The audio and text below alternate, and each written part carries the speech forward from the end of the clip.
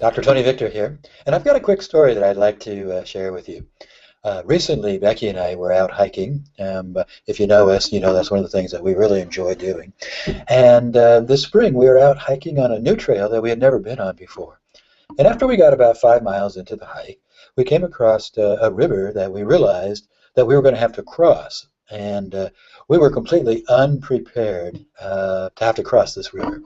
So we decided to, even though it was a 65-degree day and it looked like the current was running pretty strong, to go ahead and just sit down by the bank, roll our pant legs up, take our shoes and socks off, and go ahead and venture out and cross the river.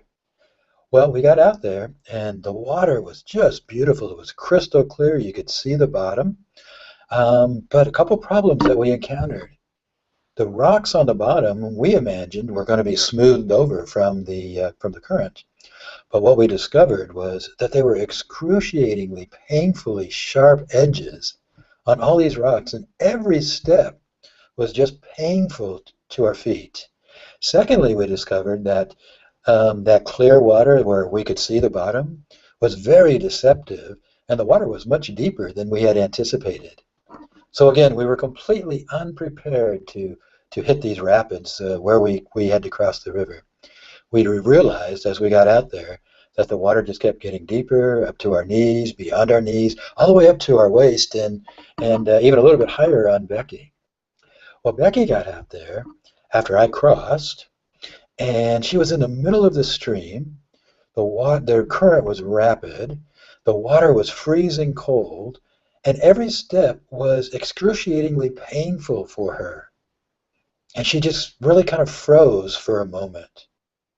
And it was just too painful for her to go forward, too painful for her to think of turning around and going back. And she just froze and didn't want to move.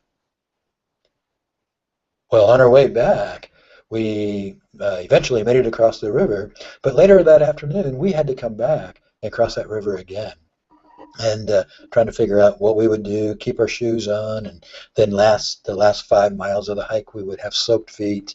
So as we approached the river, two men in a canoe saw us, and they hollered out at us if we asked if we would like a ride across the river. And we said, "Oh, thank you, Lord. We're going to be saved, and don't have to get our shoes all wet, and don't have to do it barefooted." So we got into the canoe, and these two men just told us to sit on their coolers, which actually put us a little bit higher up than I really wanted to be, having my 200 pounds and Becky's 120 pounds above the canoe rather than deep inside the canoe. And as we were going back, I really appreciated the ride that these two men were giving us, but they weren't quite as experienced of a canoeist as I hoped that they might be. And as soon as we got out towards the middle of the river, where the current was flowing rapidly, instead of navigating it just right, the current just flipped that canoe right over, and we were soaked from head to toe. And that made me think about the work I do with couples. You see, many couples start out their journey, and perhaps you and your partner have started out your journey on this traveling through life in this committed relationship that you're in, but not quite prepared and not quite aware of the kind of rapids that were going to come your way. And it makes sense that sometimes we can get into a place in our relational journey where the thought of moving forward and taking another step is just too painful to do that. And the thought of moving back or turning around is also just too painful. And we don't quite know what to do. And sometimes there's people who come along who say that they want to help, and they're great people, they're nice people, but not always trained, not always professionally equipped to be able to give you the type of guidance, the type of help that you need.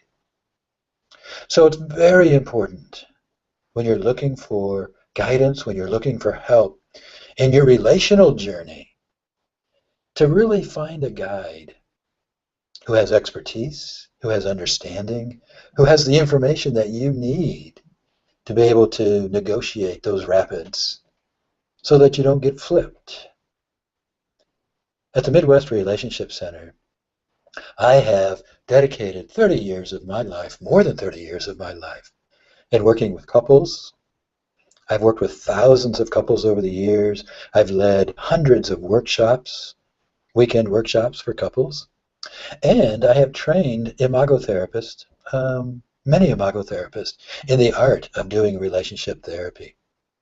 At the Midwest Relationship Center, the center that Becky and I are co-owners of, we have carefully selected expert therapists who are either trained in imago relationship theory or who are being trained by myself and by other faculty members of Imago Relationships International.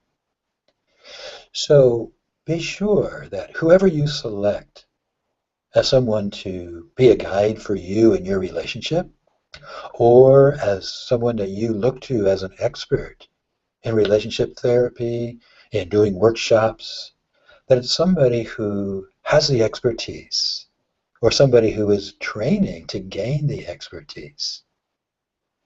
If you decide to work with us, we would love to have an opportunity to get to know you, to hear your circumstances, and to hear what the needs are that you have.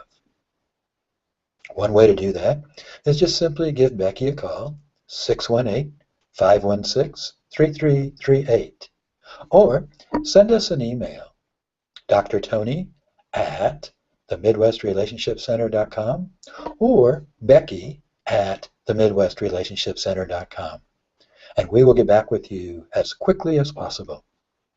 So until next time, this is Dr. Tony Victor saying, stay connected.